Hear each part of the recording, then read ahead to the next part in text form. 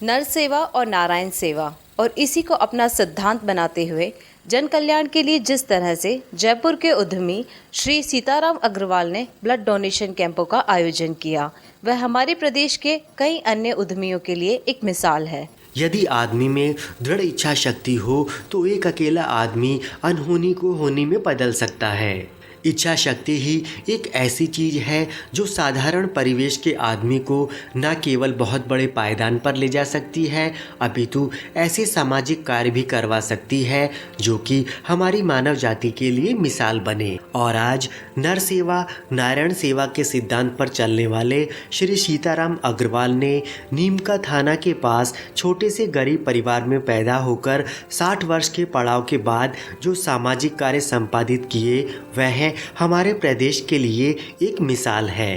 प्रतिवर्ष अपने जन्मदिन और प्रदेश के मुख्यमंत्री के जन्मदिन पर स्वयं के खर्च से ब्लड डोनेशन कैंप आयोजित कर अब तक लाखों व्यक्तियों को जीवनदान दे चुके श्री सीताराम अग्रवाल ने गरीबी से एक बड़े उद्योगपति के रूप में मुकाम हासिल करने के लिए जिस सद्भावना से दौड़ लगाई वह आज युवा वर्ग के लिए भी प्रेरणा स्रोत है।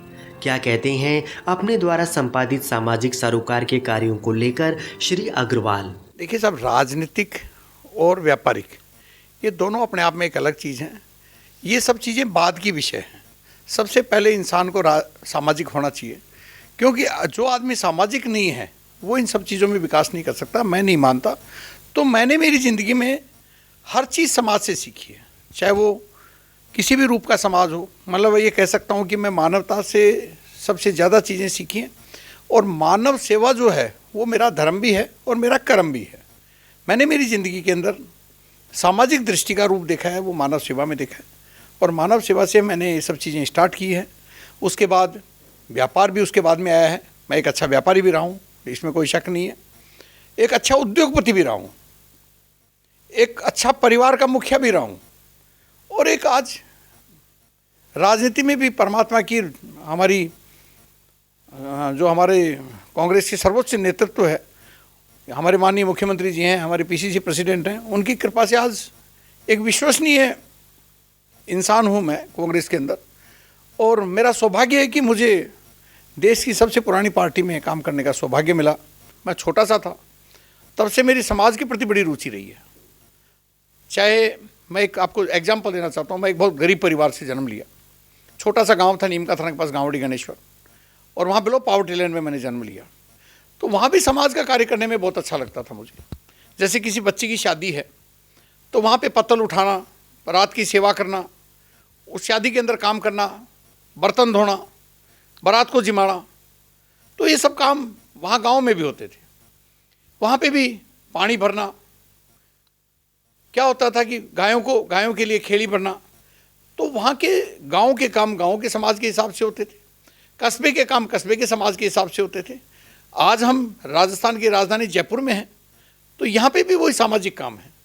जैसे आज ब्लड डोनेशन कैंप है, किसी अस्पताल में किसी मरीज की सेवा करना है, चाहे कुष्ठ आश्रम के अंदर हम लोग हर शनिवार और मंगलवार को 150-200 आदमियों का खाना भेजते हैं। दुनिया में सबसे बड़ा जो दान है वो रक्तदान है। आज कोविड के टाइम पे एसएमएस की स्थिति आ गई थी कि ब्लड नहीं था, तो हमारे पास टेलीफोन आया। तो आजकल क्या हुआ कि ब्लड बैंकों ने एक बहुत अच्छी सुविधा कर रखी है, एम्बुलेंस टाइप की, आपके घर में भेज देंगे। अगर 10 बोतल यूनिट आप देना चाहते हैं तो वो आपके यहाँ पे आ जाएगी। हमने 40-40 यूनिट के कैंप लगाए उस टाइम पे, और 40-40 यूनिट के कैंप में हमें जिन युवा साथियों ने, यहाँ तक कि बच्चियों ने, महिलाओं ने साथ दिया, उसके लिए मैं तहे दिल से उनको नमन करता हूँ। क्योंकि उस टाइम ब्लड की भारी कमी थी, हर आदमी कोविड में जूझ रहा था, किसी के वैक्सीनेशन लगा हुआ था, किसी के कोविड हुआ था। उसके बावजूद भी हमारे सामाजिक कार्यकर्ताओं ने हमारे राजस्थान के अंदर ब्लड की कमी नहीं आने दी। श्री अग्रवाल से सामाजिक और औद्योगिक कार्यों के संचालन के साथ साथ राजनीति में प्रवेश का कारण पूछा तो उन्होंने यूं बताया। सर, राजनीति में आने का मेरा कोई ऐसा कोई प्रेरणा या वो नहीं। राजनीति एक सेवा का बहुत बड़ा साधन है। मैं राजनीति को व्यवसाय नहीं मानता, मैं राजनीति को सेवा के रूप में लेता हूँ।